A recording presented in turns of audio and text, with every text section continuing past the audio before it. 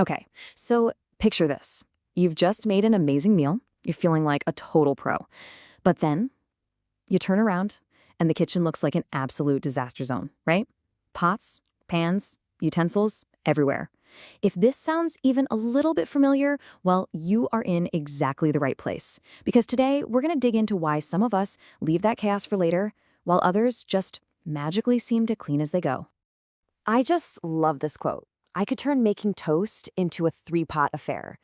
I mean, it just perfectly captures that feeling of kitchen chaos that so many of us know, right? But here's the thing. What if I told you that the difference between a messy cook and a tidy one, it has nothing to do with being lazy or even just having good organization skills? No, it's actually much, much deeper than that.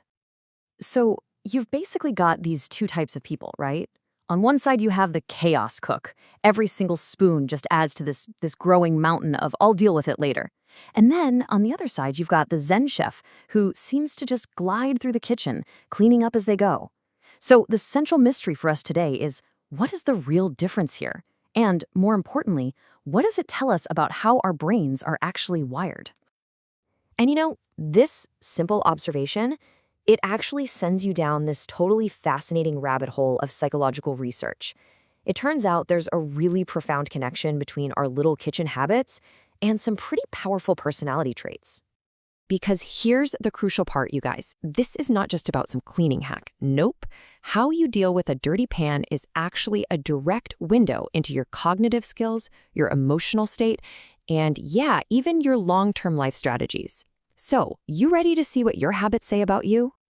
All right, so how does this all work? Well, let's start with the brain, because cleaning while you cook, it's not just multitasking.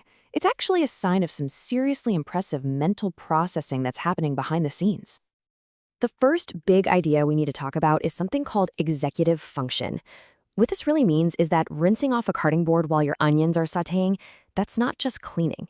That is your brain actively exercising its ability to manage multiple streams of info, prioritize tasks on the fly, and then execute them, all without missing a beat. It's literally a high-level cognitive workout. Yeah, a really good way to think about it is like this. Your executive function is the CEO of your brain.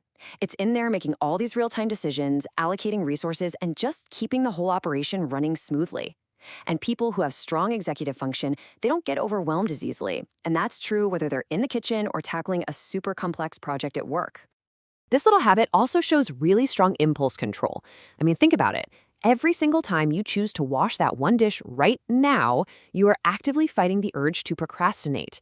And what's cool is that research shows this is like a workout for your willpower. You're building a mental muscle that helps you make better choices everywhere, with your money, your health, and even in those tough conversations.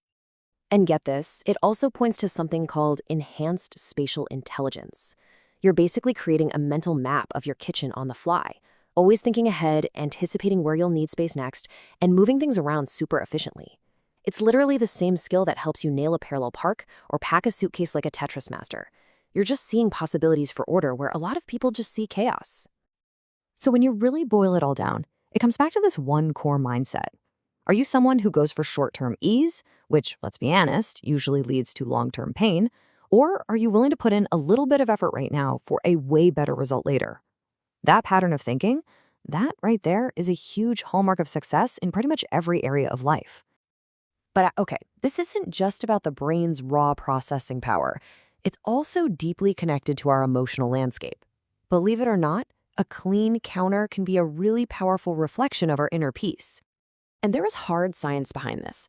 Visual clutter, like a sink piled high with dishes, it literally sends a signal to our brain that our work isn't done yet. And that triggers the release of cortisol, our main stress hormone. So by cleaning as you go, you're not just tidying up your kitchen, you are actively managing your own stress levels. This habit is also a massive indicator of a personality trait called conscientiousness. It's one of the big five. And that same internal drive that makes you wipe down a counter, that's the exact same drive that makes you a reliable friend, an employee who's always on time, and someone who actually follows through on their goals. It's all about this deep-seated need for order and being dependable. I mean, let's be real. Cooking can be stressful. The sauce starts to bubble over, the phone rings, somebody needs something. The ability to handle all of that while still just calmly washing a knife, That is a masterclass in emotional regulation. You're literally practicing how to stay centered under pressure, and that is a skill that is absolutely invaluable in every part of your life. This also creates a really powerful link to mindfulness. You just can't be mentally running through your to-do list for tomorrow if you're trying to stir a pot, watch the heat, and rinse a bowl all at once. Cleaning as you go kind of forces you to be right here in the present moment, and it can turn cooking into a kind of active meditation. Okay, so we've looked at the efficient brain and the calm mind that's behind this one simple habit. So now let's bring it all together. What does this all mean for us? How do we take this cool insight and turn it into something we can actually use? Now, it is really important to remember this. The goal here is not to judge or shame the chaos cooks out there, not at all. This is all about empowerment. It's about recognizing a pattern in your own behavior and then realizing that with just a little bit of awareness, you have all the power you need to shift it.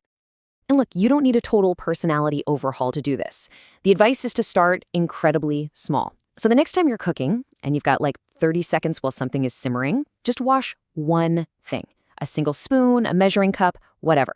And then just notice.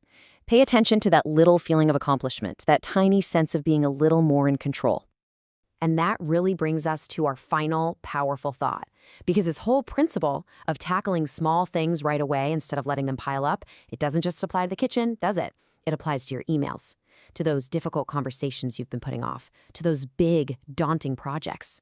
So I'm going to leave you with this question to think about. What would change in your life if you cleaned just one thing as you went?